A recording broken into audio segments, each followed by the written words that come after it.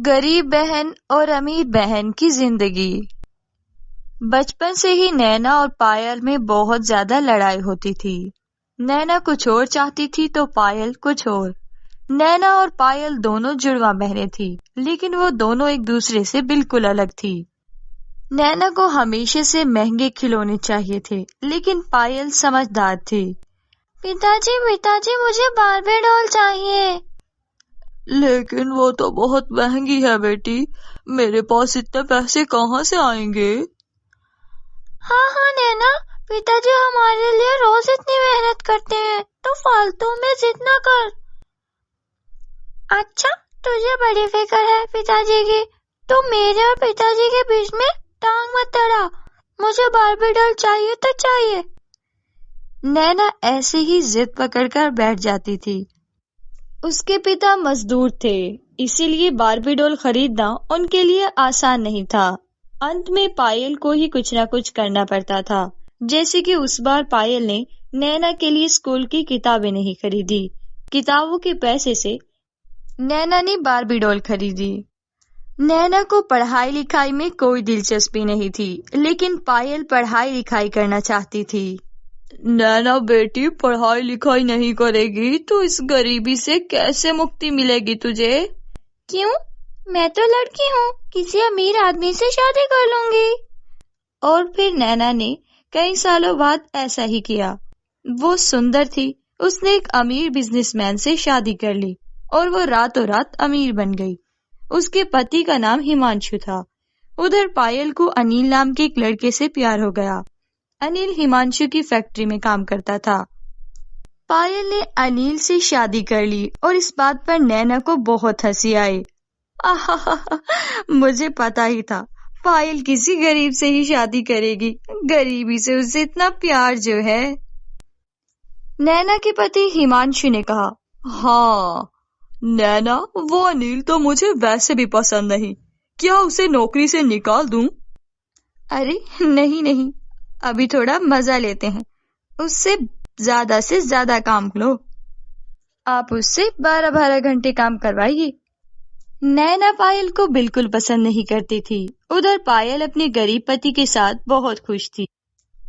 अगली सुबह पायल अनिल के लिए खाना बना रही थी। तभी अनिल ने कहा, पायल तुम मुझसे खुश तो हो ना?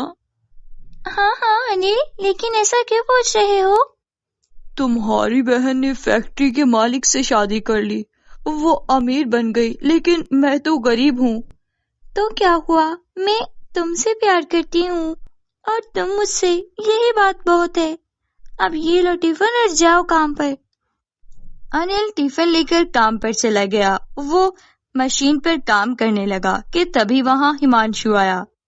अरे यहाँ क्या कर रहे हो अनिल? काम कर रहा हूँ सर।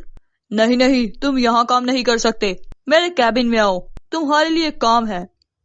अनिल उसके साथ कैबिन में चला जाता है और हिमांशु ने उसे नैना का जूता थमा दिया। ये क्या है सर? जूता है मेरी बीवी का, जूते को पॉलिश करके लेकर आओ। अनिल समझ गया कि ये सारा व्यवहार जानबूझकर किया जा रहा है, लेकिन वो चुप रहा, जूता पॉलिश करने लगा और शाम को उसने घर आकर पायल से सब कुछ कहा। मुझे माफ कर दीजिए, मेरी वजह से आपको ये सब कुछ करना पड़ रहा है। नैना मुझसे बहुत नफरत करती है, इसीलिए उसका पति आपके साथ ये सब कर रहा है। अरे नहीं पायल, प्यार की खातिर मैं कुछ भी कर सकता हूँ, लेकिन ज्यादा दिन आपको ये सब करने की जरूरत नहीं। मैं पढ़ी लिखी हूँ, कोई ना कोई नौकरी मुझे मिल ही जाएगी। अनिल फैक्ट्री में हिमांशु के मुताबिक काम करने लगा। ऐसे ही कुछ दिन बीत गए। एक दिन नैना ने पायल को अपने घर बुलाया। पायल नैना के घर चली गई। अरे अंदर आ पायल, अंदर आओ, वैसे भी इतना बड़ा घर तो तूने देखा ही नहीं होगा, अंदर आ। पायल ने ये अपमान सह लिया। उसने कहा, तूने बिल्कुल ठीक कहा, सच में तेरा घर बहुत बड़ा है। मुझे तो पता है, ये देख मैंने अभी क्या पहना है। इस साड़ी की कीमत पता है तुझे? तेरा पति साल में जितना कमाता है उससे कहीं ज्यादा महंगी है। अरे वाह, अच्छी बात है। और ये तो सोने का कंगन है, देख जरा, ये देख 10 लाख रुपए का है। तूने तो कभी इतना प्यारा सेट देखा ही नहीं होगा, वो भी सोने का। हाँ हाँ। नैना, तूने ये सब दिखाने के लिए मुझे यहाँ बुलाया है क्या? और नहीं तो क्या, तू तो बड़ी पढ़ाई करती थी, क्या उखाड़ लिया पढ़ाई करके? अपने आप को देख जरा, फटी हुई साड़ी पहन कर आई है यहाँ। हाँ हाँ। पायल रोते हुए घर लौट आई और अनिल को पकड़कर जोर जोर से रोने लगी। नैना बहुत बुरी है अनिल, वो मुझे हमेशा नीचा दिखाती है। अरे चिंता मत करो पायल, हमारा समय भी आएगा, समय सब कुछ ठीक कर देता है। पायल मन लगाकर पढ़ाई कर रही थी, उसने अपनी पढ़ाई नहीं रोकी। अनिल को पता चला कि हिमांशु फैक्ट्री की आड़ में अंदर ही अंदर गलत दवाइयों का बिजनेस कर रहा है। उसने ये बात आकर पायल को बताई। इसीलिए उन लोगों के पास इतना पैसा है और इसीलिए हिमांशु नैना को इतनी महंगी गाड़ी गहने देते हैं। काला धन छुपाना चाहता है वो। लेकिन अभी के लिए पायल कुछ नहीं कर सकती थी। समय बीतने लगा और दोनों बहनें गर्भवती हो गई। हिमांशु ने नैना के लिए पर्सनल नर्स रखी थी और उधर पायल को घर का सारा काम करना पड़ता था। पायल, तुम्हें इस हाल में कितना कुछ करना पड़ रहा है।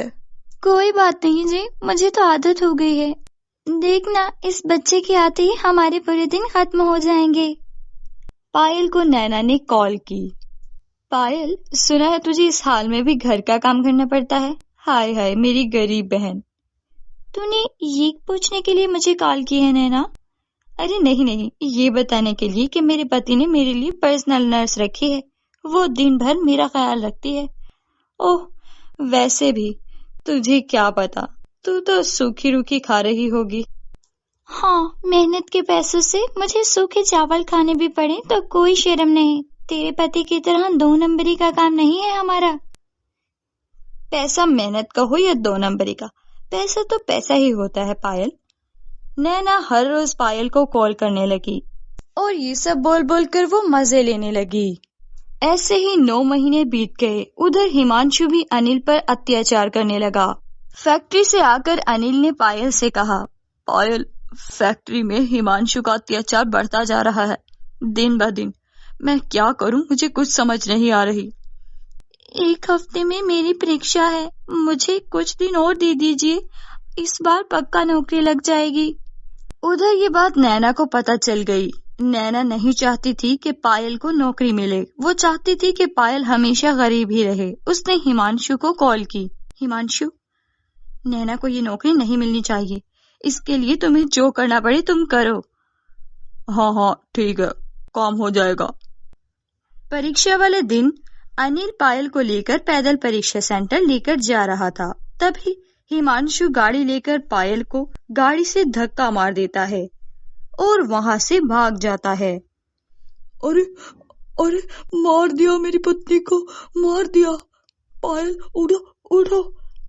पायल के सर पर चोट लगी थी, सर पर से खून निकल रहा था। मेरा सर फट गया। चलो चलो उठो पायल, मैं तुम्हें अस्पताल ले चलूं। नहीं, मुझे परीक्षा ही देनी है। लेकिन इस हाल में परीक्षा कैसे दोगी? यही आखिरी मौका है मेरे पास, मैं कैसे भी करके परीक्षा दूंगी, तो मुझे परीक्षा सेंटर ले चलो। अनिल ने पायल को बाहों में उठा लिया और उसे लेकर परीक्षा के अंदर चला गया। लेकिन पायल के दोनों हाथों पर चोट की वजह से उसका हाथ भी नहीं चल रहा था।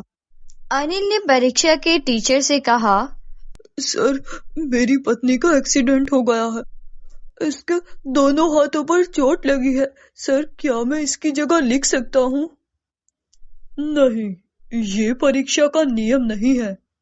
अनिल, मुझे नियम के खिलाफ जाकर परीक्षा नहीं देनी, मैं अपने मुंह से पेन पकड़कर लिख सकती हूँ। पायल ने मुंह से पेन को पकड़ा और लिखना शुरू कर दिया। परीक्षा के बाद परीक्षा सेंटर में सभी लोगों ने पायल के लिए तालियां बजाई। वाह, क्या हिम्मत है, आपको मेरा सलाम दीदी। परीक्षा खत्म होने के बाद अनिल पायल को लेकर अस्पताल चला गया। अस्पताल में पायल की डिलीवरी हुई, उसे एक बेटा हुआ। पायल का बेटा स्वस्थ पैदा हुआ था, लेकिन अस्पताल में पायल को ठीक करने के लिए उसकी पूरी जिंदगी की कमाई खत्म हो गई। अनिल टूट गया। पायल अस्पताल से छूट गई और घर लौट आई, लेकिन उधर नैना को मिसकैरेज हो गया। वो जो फल खा रही थी उसमें कीड़े होने के कारण उसका बच्चा पेट में ही मर गया। नैना को अहंकार की सजा मिली। उधर एक दिन पायल के घर पियन आकर चिट्ठी दे गया। पायल ने चिट्ठी खोली। अनिल, अनिल, अनिल, मुझे नौकरी मिल गई। मैं पुलिस अफसर बन गई। हाँ, सच में तुम्हारी मेहनत रंग ले आई। पायल पुलिस इंस्पेक्टर बन गई। पायल ने नौकरी के पहले ही महीने हिमांशु का पर्दाफाश कर दिया। खराब अद्वियात का व्यापार करने के जुर्म में हिमांशु गिरफ्तार हो गया। सरकार ने उसकी फैक्ट्री और सारी संपत्ति में ताला लगा दिया और इस तरह नैना रातों रात अमीर से गरीब भिखारन बन गई और रोते हुए अपने नसीब को कोसने लगी। हाय, हाँ, ये क्या हो गया? मैंने क्यों इस आदमी से शादी की?